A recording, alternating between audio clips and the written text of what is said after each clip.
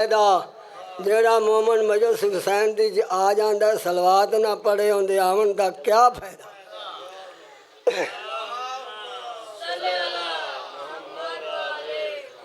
ਕਰ ਕਤਾਲ ਨਮਾਜ਼ ਸਜਦੇ ਵਿੱਚ ਕੀਤਾ ਸਿਮਰਨ ਖੰਜਰ ਸਫਾਏ।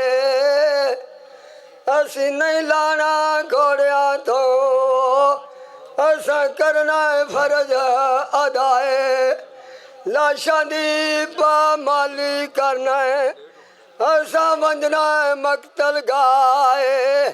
ਪੈ ਭੱਜਦੇ ਘੋੜੇ ਲਾਸ਼ਾਂ ਤੇ ਉਹ ਡਿੱਠਾ ਆਉਣ ਦੀ ਇੱਕ ਮਾਏ।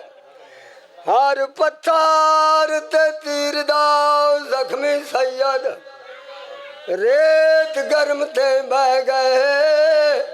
चला के खंजर तेरी गर्दन ते शाह भैन कुड़ेंदे रह गए। नौ तीरां दियां नोकां विच शाह खून दे विच सह गए। खून गरीब दा नहीं रुकिया उतो ज़ैनब दा बुरका ले गए। रब जाने औलाद अली दी किवें मौत अब्बास दी सह गई। लांदा वेखदे घोड़े तो मां फजल दी बांधी बह गई।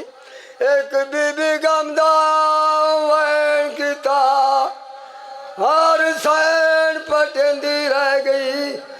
अरे बाजू खाक नहीं आए मैंने सर तो चादर ले गई। आज जी हायरी लग गई। मैं तगड़ा नहीं आप हायरी लानी।